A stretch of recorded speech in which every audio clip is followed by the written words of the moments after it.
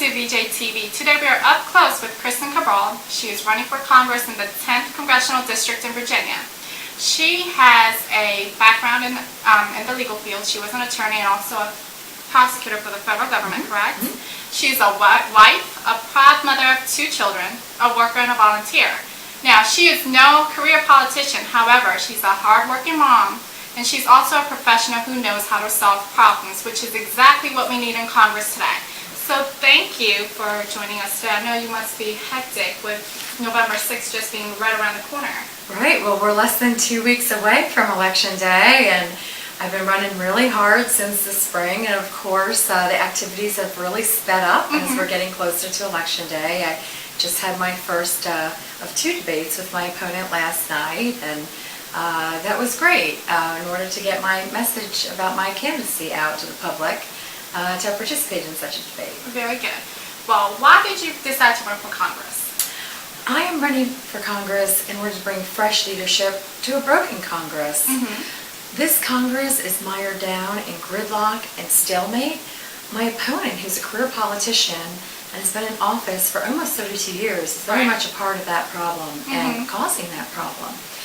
I am looking to preserve and grow the American dream, of which I have been so blessedly a beneficiary of. Okay. And I want to make sure that everyone gets their chance at the American dream that I myself am now happily living.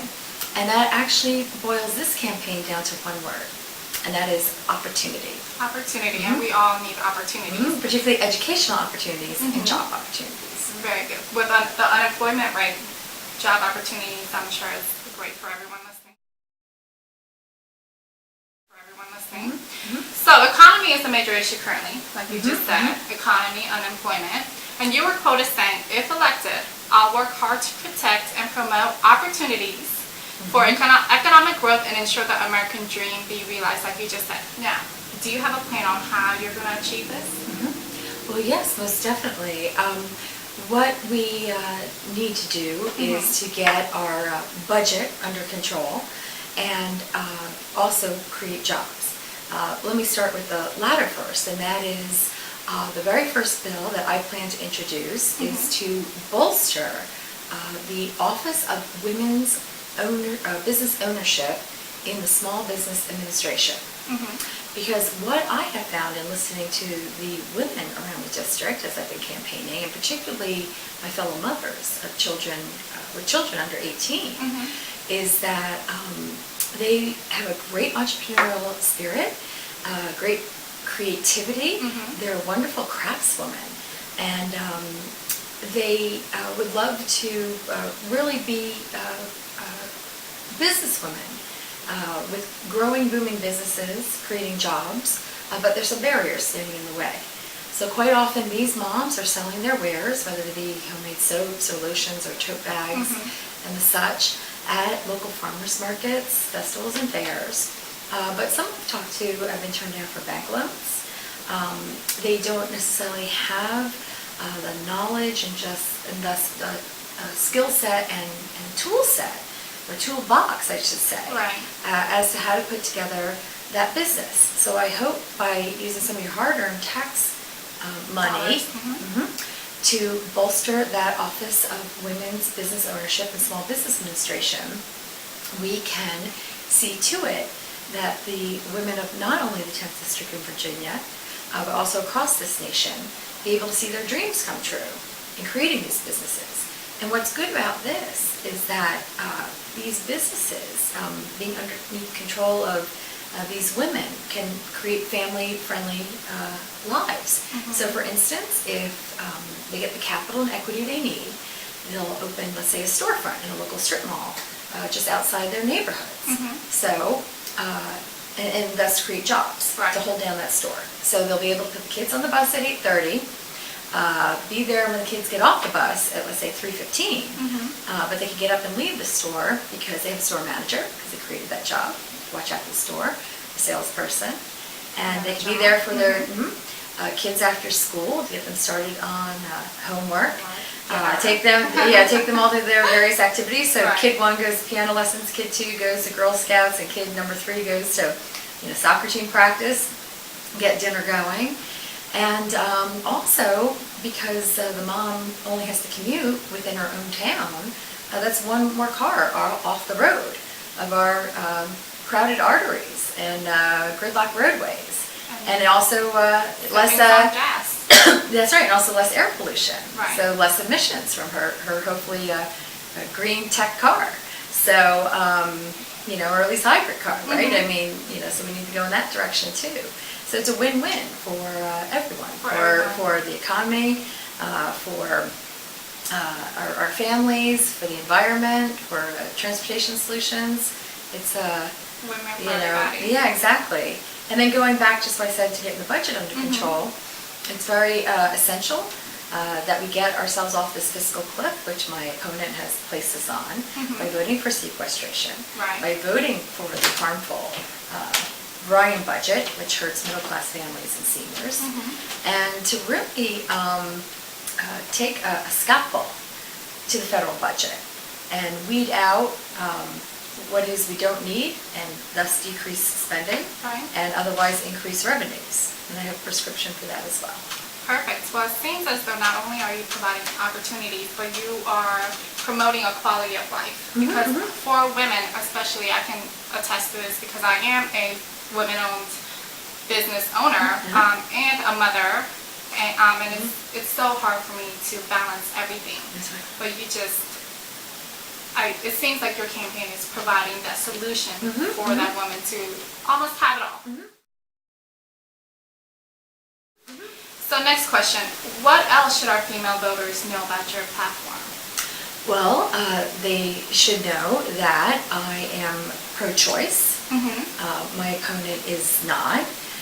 They should also know that besides wanting to unleash their entrepreneurial spirit and grow, give them the tools to be able to grow their own small businesses, I'm also looking as your congresswoman to deal with the hodgepodge of childcare options that are out there.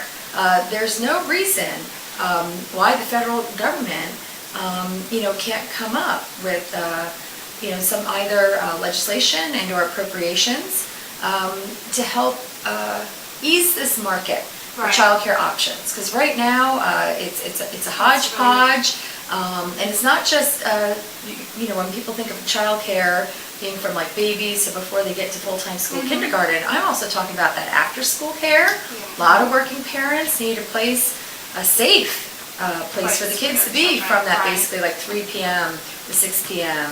When they're rushing to pick them up.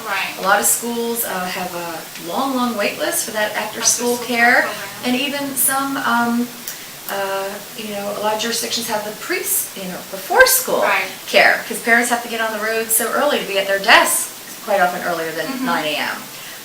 My kids, at a time when I was working as a prosecutor, at times would be in before school care, and then after school care, at our local elementary school. But I know the wait lists were very, very long. I'm also concerned about qualities and standards for child care.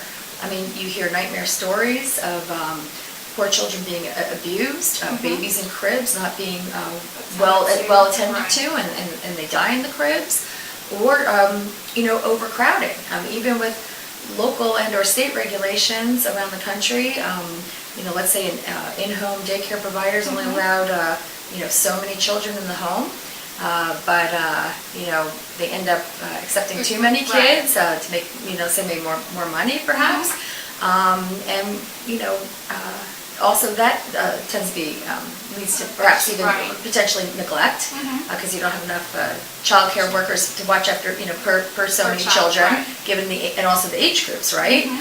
Because the older they get, the bigger the group they can. And then also just the safety standards, make sure, there's smoke detectors, first aid kits, well lit, rugs you can't trip on. Protecting our children. Protecting our children, which is our future. Absolutely. What are some of the other major issues that you would like for your voters to know? Well, besides the job opportunities and those child care options, I very much believe in educational opportunities. and I myself have been the beneficiary. So for instance, I'm one of the first children ever to have graduated from Head Start program, that wonderful Great Society program that provides preschoolers with quite literally a head start on life. And I was in Head Start from 1970 to 71. And then coming from working class roots as the first woman in my family to go to college, and really one of the first few people to have gone to college. And I was able to do so with low interest government student loans and Pell Grants. And also I happen to have part-time jobs like McDonald's and got a little scholarship money. But that was so essential. Those tools in that educational opportunity toolkit, thanks to you, federal taxpayer, gave me access to a wonderful college degree, and then Harvard Law School, and then I gave back to my American family by becoming a federal prosecutor and enforcing the law. And that also, by the way, made me a higher wage earner than my foremothers and forefathers who were truck drivers and secretaries and factory foremen. That means more money into the treasury. Pay it forward, because I'm now a higher earner. Very good. I know you're a wife. You have 2 children. Yes. You're a worker and you're a volunteer. I know you're heavily involved in the community. And all of this takes a careful balancing act. Do you think that women can have it all, and if so, how?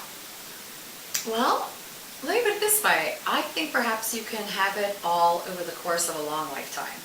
Can you ever have it all at the same time? Probably not, actually. Life ebbs and flows, right? So, before I had children, I was a high-achieving, straight A student, and then a hard working lawyer. Kids came along. I've been at times in and out of the workforce. Sometimes I've worked, when I've been a mother full-time for a paycheck, sometimes part-time for a paycheck, sometimes no time for a paycheck. But as we know, every mother is a working mother, regardless of how much of a, outside the home paycheck they're getting or not, right? So, right now, I guess maybe about 5 years from now, I'll be an empty nester. My youngest is in 8th grade. My oldest is, they all go to college. My oldest is a 15-year-old daughter, Jacqueline. She's in 10th grade. Paul, he just turned last week 14. He's in 8th grade.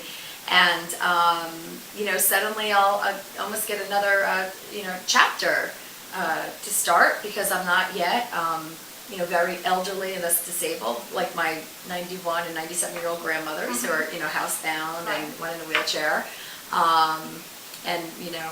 Still have, pep in my step, and I'll be in my 50s and very much still in my wage earning years. So, it should be interesting to see how, life expectancies are supposed to be, 100 or so, how many kind of chapters we'll be able to write for ourselves throughout life. Maybe one every kind of 20 years or so, or, What are your thoughts on the presidential race? My thoughts are that President Obama should most certainly be reelected. He's a wonderful president. He's a good man. He's done a lot of good for the country, and by reelecting him, we'll continue to move the country forward, because we are coming out of this economic slump. Stock market is, I think that was up 68% since he took office. That's actually the highest of any U.S. president, the 5th highest of any U.S. president since 1900. And that confidence in the market will bring investors and thus bring jobs. But that said, I am so proud to be sharing a ballot with President Barack Obama, because I've known him for 24 years. We were in the same Harvard Law School class. We're both Harvard Law School class of 1991. So that means we started together in the fall of 1988, and I remember meeting him within the first month or 2 of law school. And so here it is, 24 years later, I share a ballot with him. So proud and honored to do so, along with Vice President Biden and Governor Camp. Yes. And our favorite question, which is our tagline, what does living at the next level mean to you? Living at the next level means reaching your greatest potential, and to really harness what it is you hope to accomplish while on this earth. Like I said, my first bill that I wish to drop there is to see to it that women, and especially mothers, active mothers with children still under 18, can harness that entrepreneurial spirit that they harbor, but which needs to be released and be put into action. Right. And as we all know, actions speak louder than words, and that also an ounce of prevention is worth a pound of cure. So to be able to allow mothers to have more direct time with their children, hence, knock on wood, that children won't be getting into trouble. Right. And they'll be following the golden rule, and they'll be put on the right path, and they'll graduate to go on to higher education and become productive citizens and virtuous members of our community. So it's all very much interconnected. It's all I know. So in order to reach that next level, let's gin it up and not sit back and be passive. Right. But be active. Be active in your community. Be active in your community. Well, thank you so much for watching. Please, please, please, November 6th is right around the corner. Make sure you are registered to vote, and make sure you actually go out and vote. Like Ms. Cabral said, actions speak louder than words. So please, go out and vote. Like I said, I cannot stress that enough. Make sure you vote for Ms. Cabral if you're in the 10th Congressional District. If you would like to contact her campaign, donate, or volunteer, please visit her website at www.kristincabral.com. She's also on Facebook, Kristin Cabral for Congress, and on Twitter at Kristin Cabral. Thank you so much for watching. Until the next time, always live your life at the next level.